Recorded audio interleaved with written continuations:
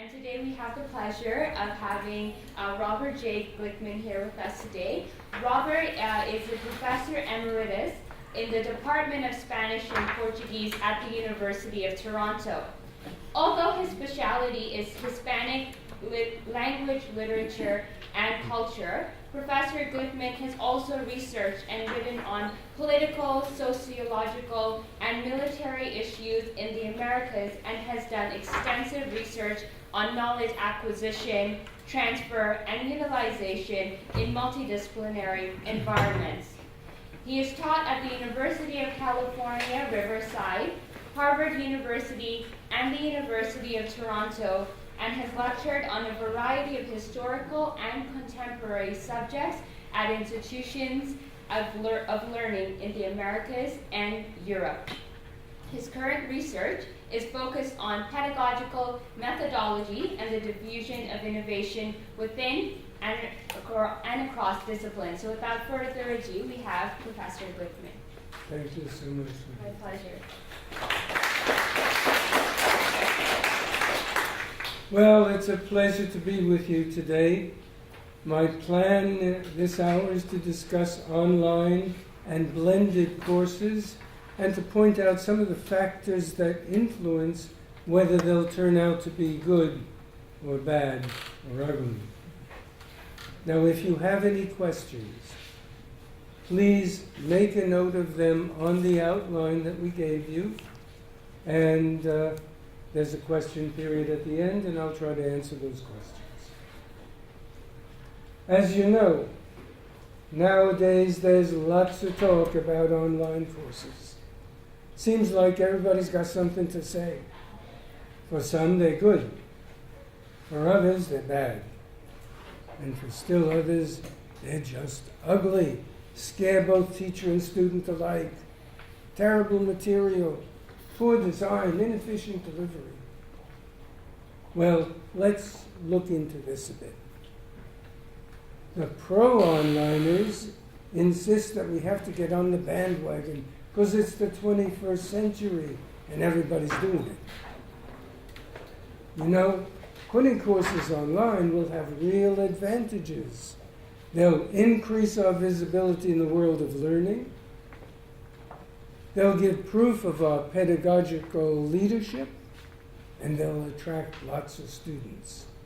Scores of people can't get to university education because they can't go to class, since they have work schedules that prevent it, commitments at home, medical reasons, or they just live too far away.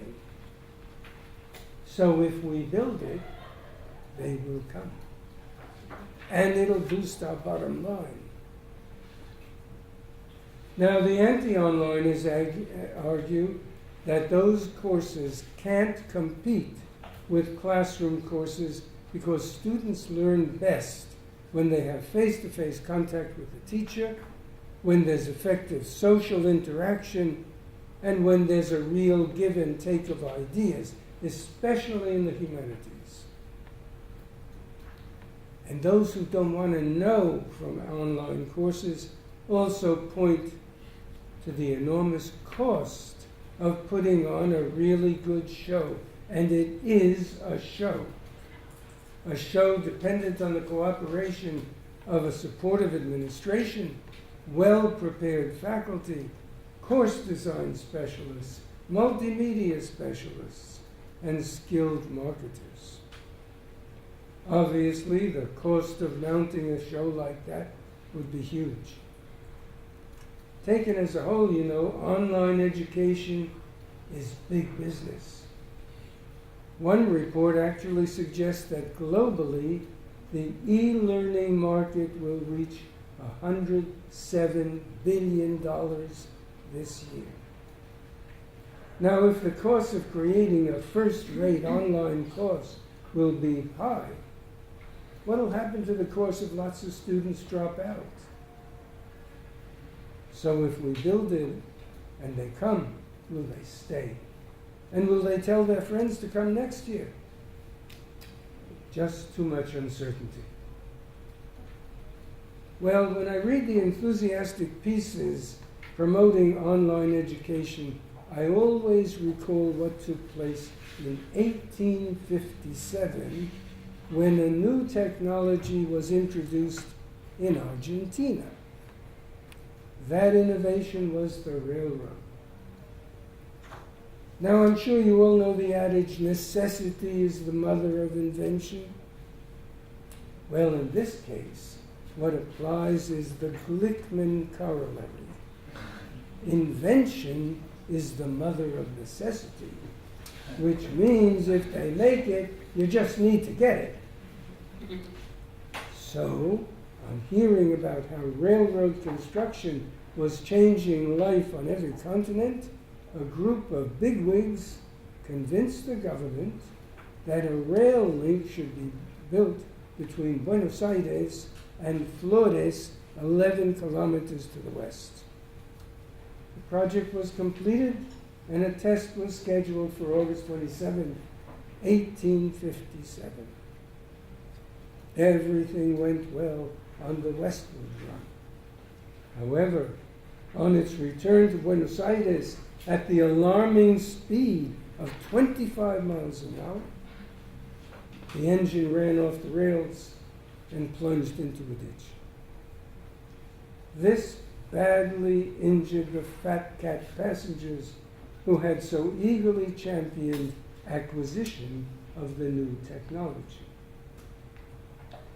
This story shows what can happen with online courses too.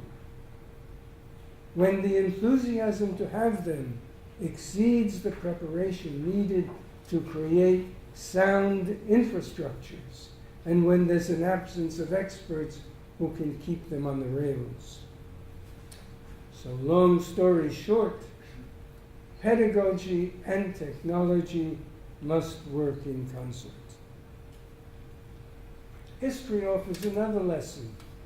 We should keep this in mind when designing online courses. It's the tale of the steamship Titanic, the biggest transatlantic vessel of the time.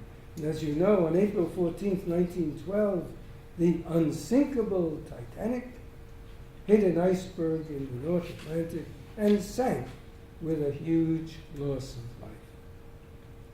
That happened because of serious design flaws, use of second-rate materials, and the fact that the owners didn't provide enough lifeboats for the number of passengers on board, or ensure that people in steerage could get up to the deck to seek salvation.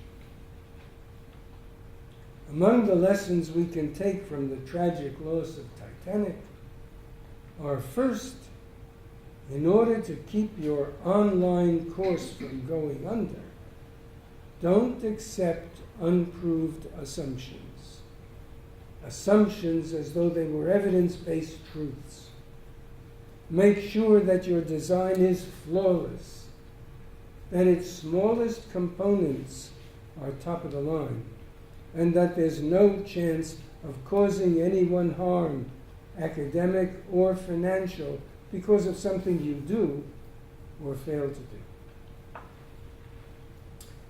Now that's nice to say, but how do you do all that in online education? Well, in 2004, T.S. Roberts said, "Many institutions and educators have been caught largely unprepared for the radical changes forced upon them. Research into teaching and learning techniques that are effective in the online environment is therefore both urgent and important." Robert's statement still rings true today. But when the possibility arises that faculty members in a given department might be required to create an online course, it tends to send shivers up the communal spine. And here are some of the fears that arise. If one course in the department is required to go online, will this lead to creeping onlineism and ultimately oblige every member to go online too? And will such a move cause dissension in the department there's plenty of reason for this to happen. Some members of the faculty will be resentful because they don't believe in this kind of teaching. Others because they're unfamiliar with the complex mysteries of digital pedagogy. And still others because they fear that the product of their years of intellectual inquiry might be used by others and even modified without their permission. And what about the finances, the remuneration, the money? And if onlineism becomes the fashion of the day, will the department, now undermined by resentment, discord, and pessimism, be brought to the point of collapse? I'm sure nobody will do a happy dance over that. Today's trends tell us a lot. As you know, miniaturization is now a fact of life. For example, in the corporate world, not only has there been a downsizing in the organizational structure and the number of employees, but there's even been a contraction of corporate names into minuscule acronyms. So Kentucky Fried Chicken has morphed into KFC, Standard & Poor's into S&P, and the Hudson's Bay Company into HBC. We've witnessed a concomitant compression of military assemblages. Large armies have been supplanted first by compact fighting units, then by tight bodies of special ops, and among our fiercest enemies, by individual suicide bombers and IEDs. We've seen a similar trend in communications. In computer hardware, for example, huge mainframes have been successively replaced by desktops, laptops, tablets, smartphones, Apple Watches.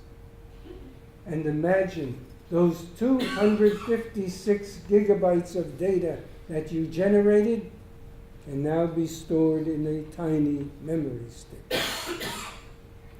And as you know, small has also become a dynamic area of interest in science, where fields such as genomics and nanotechnology are under intense study by the research community. And sadly, where our governments are cutting back on the funding necessary for those fields to develop as they should. So in the worlds of business, the military, communications, and science, miniaturization has forcefully intruded into the lives of us all. Even the universities are downsizing. In staffing, for instance, employing contract labor is preferred to hiring permanent party and tenure-track faculty. How then will onlineism combined with miniaturization affect us all?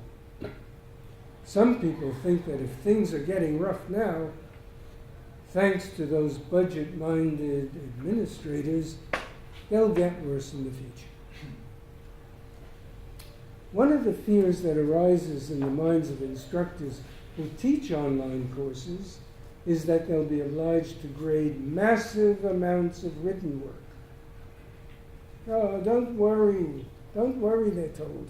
Peer evaluation will take a lot of pressure off the grading process. And in addition, a private company could be brought in to give and correct tests and even manage the course.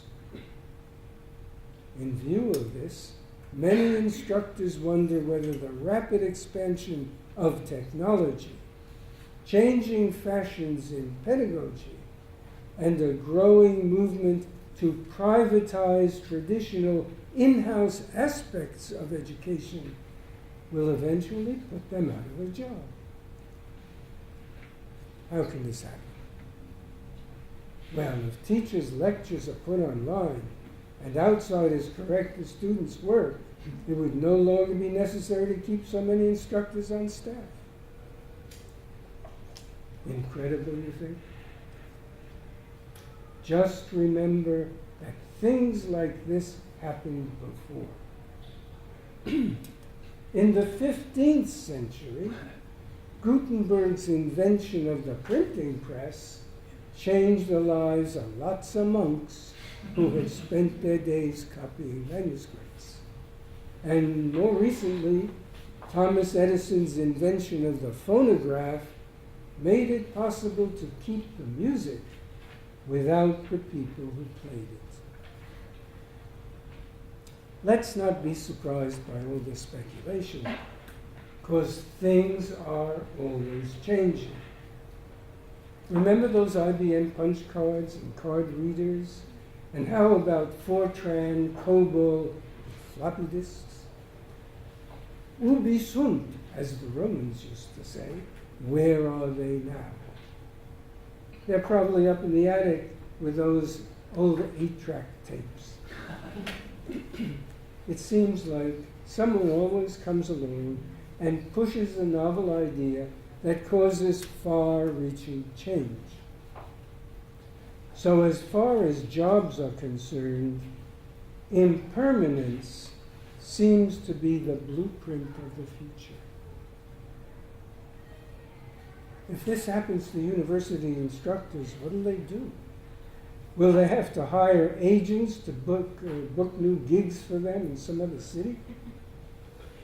And if their in-depth research discoveries are put up online, will they have to protect their interests by seeking copyright protection, just the way they do with the books and articles they publish?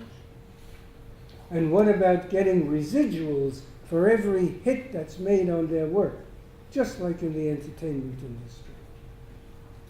In other words, who'll get what proportion of the take? The instructor, the university, the outside company? Just take another look at the small print in the Coursera contract.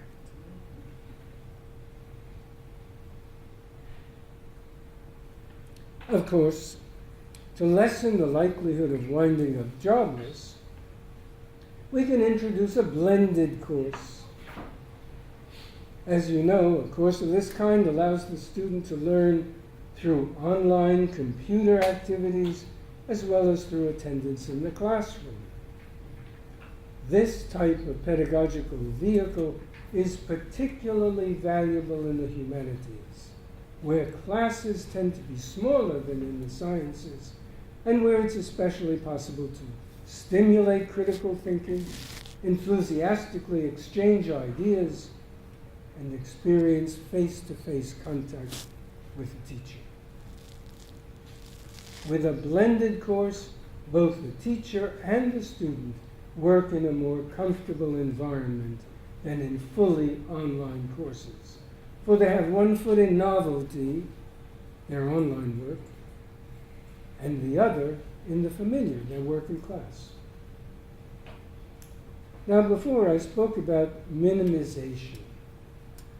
Well, in addition to minimization, another trend today is the ceaseless rush of novelty that overwhelms us. New products, new concepts, new fashions, new turns of phrase. All of this relentlessly besieges us. So much new all the time that the effort to keep current takes our breath away. Just to learn the latest lingo, just to keep in touch with developments in science, business, the arts, just to keep up with the news that's always breaking. All of this is a daily marathon that we run. So much to see, so much to learn, so much to do, so much, so fast. So in addition to novelty, speed is constantly with us too. Merchants machine gun their ads to us on radio, television, the internet. Family, friends, and spammers ring us, text us, email, tweet us. The world is full of movement, and we must move in concert with it. Although students live this kind of fast-paced life, and they're accustomed to its pressures, let's remember that too much novelty and too much speed can be damaging factors when we design our online courses. They shouldn't move so slowly that they engender tedium, nor too fast or innovative to hinder thorough learning. However, there are two areas where velocity is indeed important: navigation and functionality. In digitally mediated courses, delays due to poor plotting lead to irritation first, frustration next, and ultimately sufficient dissatisfaction for students to drop the course. The same is true of flawed functionality, because students expect everything to work perfectly where computers are concerned. So it's critical to ensure that movement from link to link is simple and swift. Therefore, creating barrier-free digital architecture is a sine qua non when designing online and blended courses. In examining trends in the world today, we find that competition is also ubiquitous. We see it in almost every area of activity. Take television, for instance. Here are three of the many, many programs that illustrate the point. Dancing with the Stars, The Voice, and just to be sure that the next generation quickly becomes attuned to the reality of competition, the program Toddlers and Tiaras teaches our kids its meaning in early childhood. At the university, students take specific courses for various reasons. Whatever the case, the overriding factor in their minds tends to be grades. Competition among their classmates is intense in this regard, because success in their future often depends on the grade point average they attain today. Well, in a way, that's good, for life in the world of work to come will also be highly competitive. There, they'll be constantly inspected, scrutinized, examined, and judged. Especially in large online courses where grades depend on a great deal of correcting, teachers often use multiple choice or true and false questions. These testing mechanisms reduce the time they must devote to scoring. But as we've already seen, another remedy for the correcting challenge is to use outside services like Turnitin and Coursera. But currently, the untraditional assessment tactic of peer grading is also being utilized. Where peer grading is used, though, even with assistance from carefully formulated evaluation rubrics, the likelihood is that this method of assessment will create more problems than it solves. And here are some of the reasons. First, the grader's lack of adequate knowledge of the subject. Second, the grader's insufficient mastery of the evaluation process itself. Third, the grader's personal biases and rivalry for high grades. And fourth, the grader's reluctance to take time away from their own work to grade someone else's. For reasons such as these, I'm not yet convinced about the advisability of using peer grading in humanities courses. A view of society today shows that another mode of conduct has come into favor, especially in the business world: collaboration. This concept has become so popular that even when we prepare our CVs and our letters of application for employment, we not only stress our ability to work efficiently alone, but also highlight our excellence at teamwork. Employers like to hear this. And these days, teamwork is an activity that many educational theorists also tend to support when discussing higher education.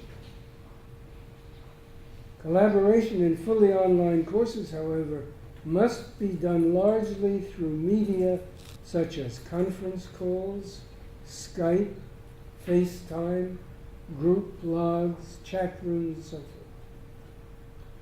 But at a time when fashion tells us to let it all hang out and engage in unimpeded conversation, vehicles like these, while advantageous in many ways, lack the liveliness, the flexibility, the straightforward simplicity of face-to-face exchange.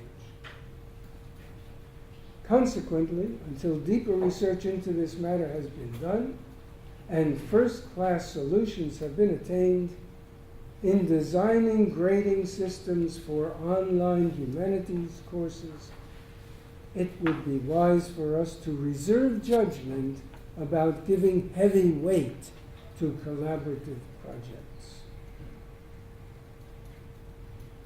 Popularity of sharing is also a factor that must be studied. Today's students are accustomed to sharing all sorts of information with friends, with relatives, with associates, and they'll probably want to share in their courses too. The problem that arises, however, is that if answers to test questions and solutions to problems are shared, the accuracy of grades and certifications can be distorted, thus misrepresenting the competency of the students and compromising the value of the degrees awarded by the university. Therefore, this type of sharing must be diligently monitored. So in every facet of course activity, what we have to do is find accurate ways of determining the true nature and degree of student learning. And this must be done within the scope of the digital environment toward which our courses are now moving. However, in any case of course creation, what is of prime significance is utilization of effective teaching methods. Thus, reference to the learning teaching lessons that are described in works such as Bloom's taxonomy is an essential first step in the process. It must be noted, though, that pedagogy, in other words, the leading of children along an educational path, must be augmented by what Malcolm Knowles termed andragogy, the leading of adults in the search for knowledge. But let's remember, youngsters do not suddenly become adults by entering university. And adults of all ages never lose all of their childhood traits and leanings. Therefore, it's my belief that in our design of university courses, be they online or classroom in nature, we must blend our skills at pedagogy with those of andragogy and produce a teaching style that I would call unigogy, a method appropriate for utilization with a broad spectrum of people who take university courses. Fortunately, more and more researchers are developing teaching and learning strategies designed to achieve these multifaceted educational goals. Among them are Jesse Stummel, Susan Ambrose et al., and Gilly Salmon. Now, many more issues deserve to be discussed, but time forces us to stop here. As you probably guessed, I've been around the block a few times. I've learned a few lessons along the way. So I'd like to review some of those with you and apply them to the current discussion. First, change is always with us. Our time, though, is one of very rapid change. More and more thinkers are producing more and more theories, which, through the globalizing force of technology, create ever new intellectual and social conditions that affect more and more people. In this new world, some individuals advise us to discard the methods of the past and go with the flow of novelty. However, we must remember that new trends, new fashions, new fads are always on the rise, but sooner or later they also fade away. So prudence suggests that the new technologies work in concert with teaching and learning methods that have proven their efficacy in the past. Second, change often provokes discomfort. And if we assess the situation today, we find that not all people in academia are completely comfortable with some of the novel combinations of technology and teaching that solicit our support. Our task, therefore, is to create teaching techniques that put both student and teacher at ease in these environments. What is fortunate in this regard is that nowadays efforts are being made to introduce teachers to the world of educational methodology, a field which in the past rarely coincided with their particular academic specialty. This movement to educate the educators about the building blocks of education is necessary because university teachers represent a profession that does not require its members to have certification of their ability to skillfully perform their job. Fortunately, numerous institutions, the University of Toronto included, have guidance programs to help instructors work in this new environment. But even more heartening are the endeavors of institutions like the University of Minnesota's Online Learning Consortium, which offers university faculty the opportunity to earn an online teaching certificate. Gotta pay for it. Third, change tends to come at different rates of speed among members of society. Everett Rogers stressed this point in 1962. His study was Diffusion of Innovations. The accuracy of Rogers' theory is substantiated by the irregular acceptance of digitally mediated education in academia. With regard to online education, relatively speaking today, we're in the initial stages of diffusion. Rogers might call us the early adopters. It's like the time when the horse and buggy was slowly being replaced by that newfangled invention, the automobile. As we progress, though, we must recognize that changes triggered by inventions in the world of science, by efforts of marketers of technological equipment, by the success of purveyors of novel educational theories, and by the way we ourselves implement innovative procedures, can move any course from good to bad to ugly, or vice versa. Now, adverse outcomes in our online and blended courses of the future could be caused by a variety of factors. Among them, advances in technology that lead to sudden changes in software and hardware. Excessive enrollment that stands in the way of successful teaching and learning. Implementation of ineffective teaching and grading methods based on fashions and fads rather than on research-based evidence that has undergone systematic peer review. Assignment of methodologically untrained instructors and unskilled assistants. Recommendation of websites and materials that are difficult or impossible to access. Poor choice of e-activities, as Gilly Salmon calls them. And finally, lack of quality management in all aspects of the course.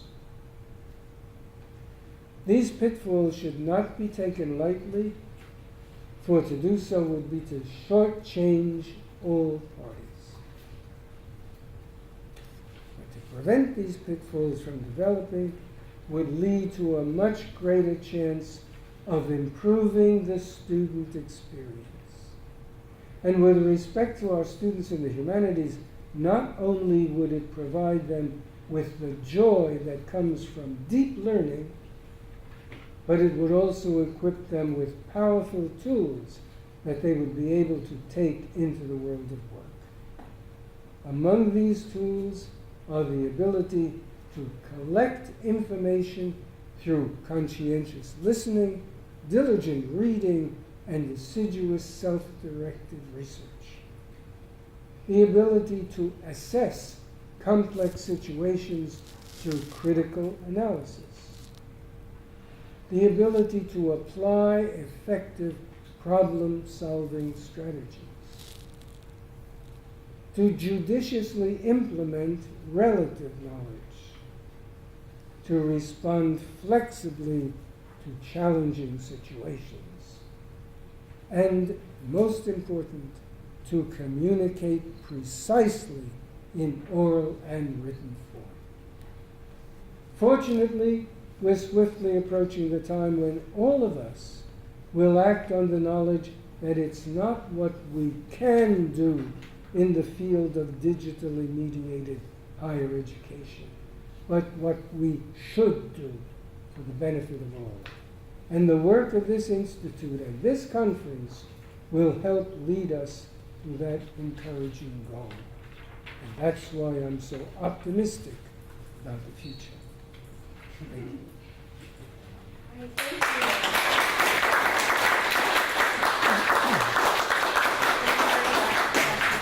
So I think we have about 10 minutes for questions. Yes. So I can see a spectrum from deep learning happening to faculty being completely overwhelmed and not able to teach effectively in online or blended. Wondering that in between, would you have any, like this whole talk has been good advice, but any specific advice about, so for instance, if you have the choice where it's not just you're doing it online, if you have some flexibility of, oh, maybe I'll try blended elements to kind of move along that spectrum, how would you advise faculty? Would you personally accept that responsibility? You would be interested in doing it. That's the way you kind of get them to take ownership of it, or you mean me? Yeah, you. Yeah, of course. No, I do more faculty development, so I'm actually looking for how I, I've got my own ways of helping faculty, but I think I could learn a lot from you. Well, the faculty member is always going to ask, what's in it for me? And there are a lot of things. During this talk, I mentioned a great number of things. For example, you might prepare this course with great enthusiasm, or want to with great enthusiasm. With whom would you be working? Where are you going to get the knowledge sufficient to do that job well? I assume that going to a person like you would help. I think that another possibility would be to examine this idea of the teaching certificate. There's a lot to learn, and some of the things are not very difficult, but nobody ever talks about them, or few people do. Okay, so you want to do it, you look for people who will help you. How will you help me? Tell me, because you're a helper, how would you help me? Well, I think a lot of it's expectation management and being realistic about, faculty may have a really great idea of what they want to accomplish, but is it realistic, and is it going to, are they going to need more runway to take off than they have? And that's a big question around the assessment of, prior to even going into it. Are you talking about course design, I would say software design. development, Not things of this, software development, more selection of tools. teaching tools? Yeah. But the course design is very, very important. And who does that? I would say sometimes it doesn't get done. I think That's to right. be honest. I think otherwise it has to be done in concert. The teachers are experts in their field. They don't necessarily. They don't know very much about online teaching. No. And that's the main problem that I was talking about. They haven't been educated about education. I think certain problems can arise. For example, you want to design the course and you lay out a plan, but this plan has to go to somebody who will put it into effect. Now, I have developed a plan, I have developed a program. It's on your course design and on the back, so you can actually see it. But it has to go someplace, and I had my image of the course and I had to take it to the programmer. And sometimes the discussions with the programmer were a little difficult because I knew what I wanted, but did he know how to do that? It's a question of how good is the programmer? How well equipped is he with what's going on in the world of computers and software? Sometimes they like to take shortcuts. So you have to be resolute about what you want. Be realistic too, but resolute. And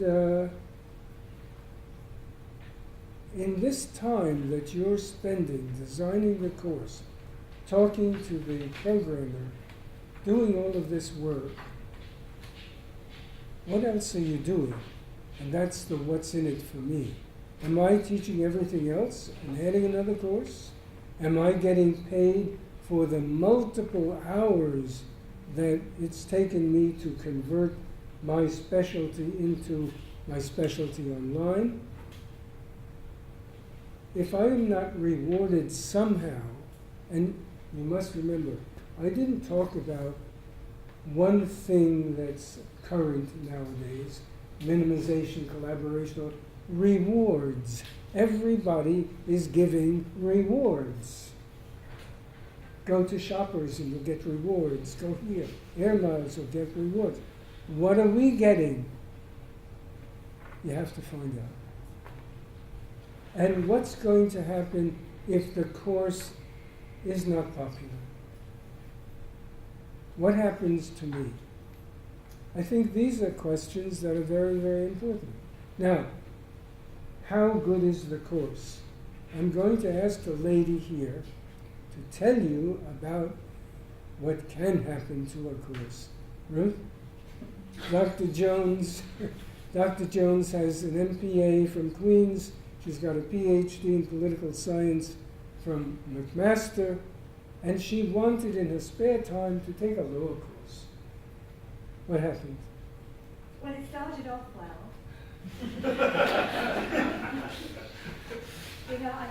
I got a lot of questions for you actually, based on how many of you here have taken an online course, just out of curiosity? And how many of you teach online courses? Okay. My experience, okay, well I took an LLB, an undergraduate law degree from a university in Britain that will remain nameless. I started off really, really well. The first course was interesting. I came first and I was just giddy with joy.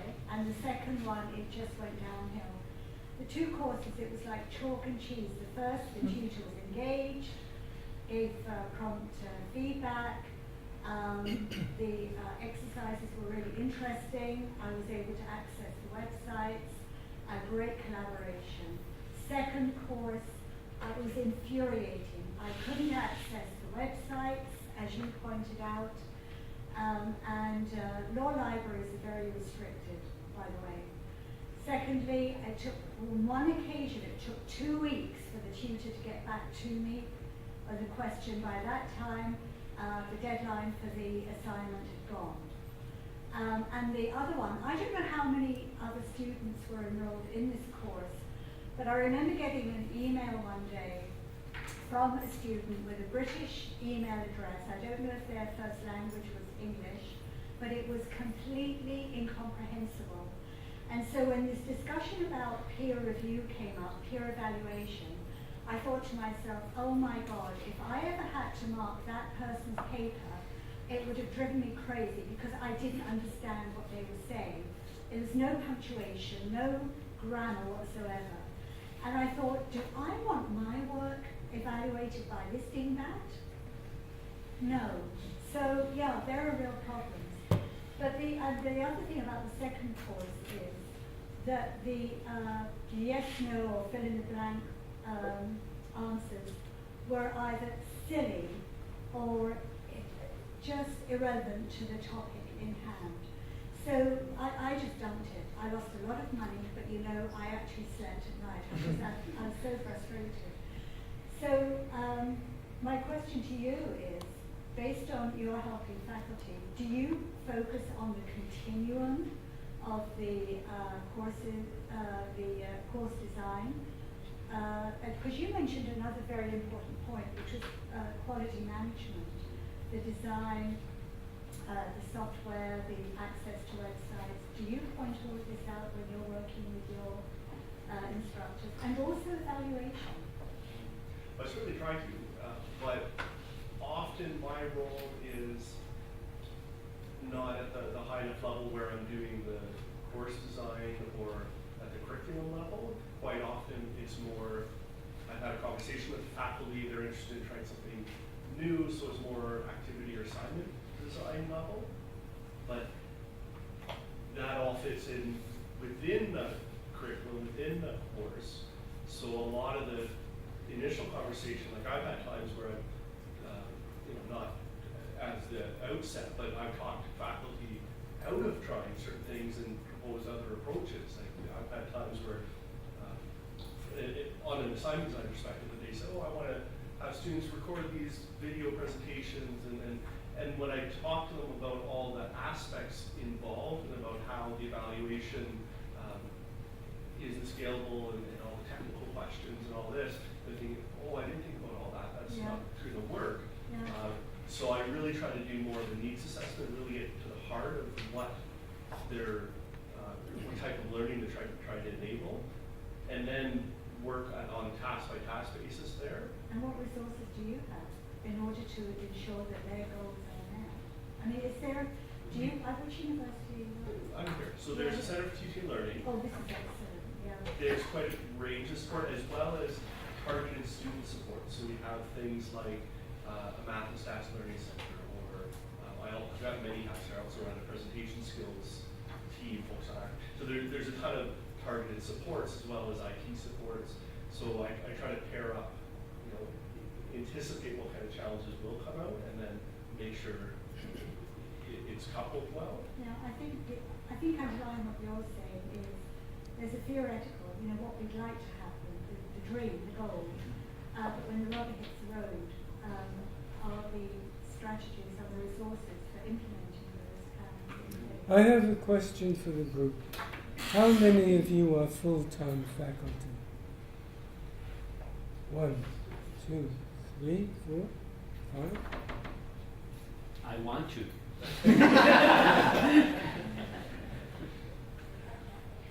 Let's see what we can do about that. Just remember, you work beautifully alone and also in a team. Yes. Just kind of, I heard your comment, you said you were surprised that so many people, and it just makes me think, a few reasons I think that most of us are not full-time is that some of us are looking for an edge, because there are all these jobs popping up for digital humanities.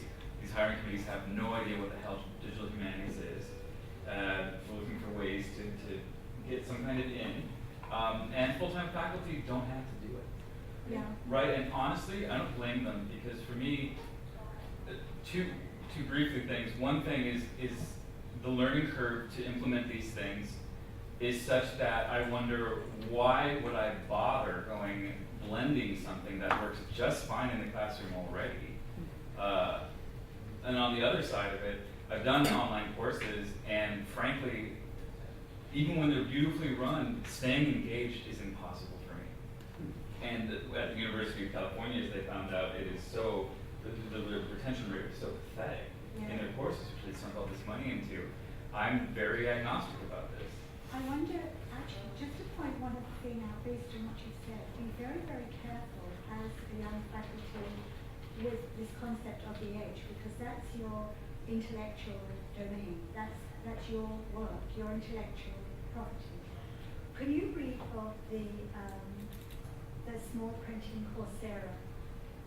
I think you've got it in your Oh, book. yeah, but it's very long. Well, you know, Coursera, for example, you think, oh, I can design this wonderful course that can be given online.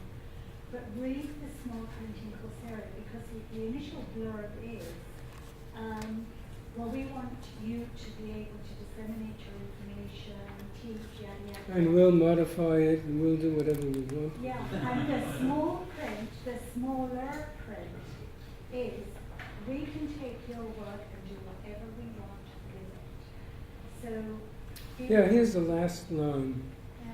We reserve the right to remove or modify user content for any reason, including user content that we believe violates these terms. And more Coursera is being Yes. adopted by more and more universities. It's an enormous corporation. Really, hundreds of thousands of dollars are involved. And the same with the others, Udacity, Turnitin. They're making partnerships. And what seems to be the reason is that the universities want more students. Bring in more students, you bring in more money. But how much money are you putting out to these organizations? And what are you really getting from all of these students? What are the students getting from you? Yes, ma'am. I just wanted to comment on that roundabout. Maybe I work in an IT department for a university where we sit in these meetings where the companies come in and try and pitch us their product over other ones. And I mean, that's their job. They're there to sell us something. And I think you Marketers, they are the marketers. Oh yeah. Well, and the point is they try to sell it in terms of, buy this tool, it will solve all your problems. It's got such an easy interface. You throw your stuff into it, it'll sort it all out. It's fine. Right. And people sometimes, the university administration seems to believe that a little too much and forgets that the content is what's important in this. And if the faculty aren't going to spend the time to make sure, as you said, that the content and the navigation and everything makes sense, then the tool is nothing. The tool is the easy part. Making the course is the hard part. You know, if you take a look at the Annenberg Foundation's learner.org, and look at, they give a lot of courses. And one of the courses is American Passages. It's about American literature. And it deals with the 1920s. The amount of money that must have been spent on that course is amazing. Individuals come in to speak, and they're just, come in and they are paid to speak. And material is pushed here and pushed there, and there is so much to it. I would like to have that as my yearly salary, that course. Just the cost of the course. I'd just like to make a couple comments. As far as rewards, for one, at U of T, there is a grant available for professors who want to put a course online where there's, I don't remember the amount, I'm relatively new to the organization, but so they can hire people to help with the technological part and really make a meaningful course that's pedagogically sound and all of that. Yeah. So I feel optimistic. As far as Coursera and all those things, yeah, those were originally came out of the MOOC movement, so they're meant for dissemination. Yes, they're going to own your stuff. So I hope that faculty associations are talking about intellectual property protection, and this ties into rights for sessionals, because a lot of times it is like, oh, just like with students, plagiarism is easier when it's electronic, it's online. Oh, you made an online course, you're no longer working here, we're going to give it to the next person to build on. That's not cool. That is that person's intellectual property. So valuing teaching, you mentioned the pedagogy. So those who do instructional design, in the unit I work in, we do definitely always try to bring it back to first start with the learning outcomes. And then do we have tools that can do that? We don't. It's still early days, unfortunately. We have great ideas and the tools are flawed. And especially things like LMSs, you're tied into a contract for a few years, you have it, your institution doesn't want to change it because you're so invested in all the help literature. My points to this thing, but at the end of the day, sometimes they complicate things. So it's a turn off. The whole idea, the online course, more engagement, it's of today, 21st century skills. But yet the platforms are not evolving fast enough, or institutions being large and being, you created all this infrastructure around it, aren't nimble enough to be able to change. Like, if we really care about this, let's build our own LMS that makes sense, the navigation is simple, that, it's consultative. Well, you will see, if you want to follow it, you'll see my course. It's on the back. Tells you what to do. And the issue there for me, fortunately, I'm no longer employed. So I'm retired for a long time. So I can do whatever I want. But if I gave that course and used it properly, it would be a lot of work. Really. But boy, would they do it. Okay, Thank you so very thank much. you so much.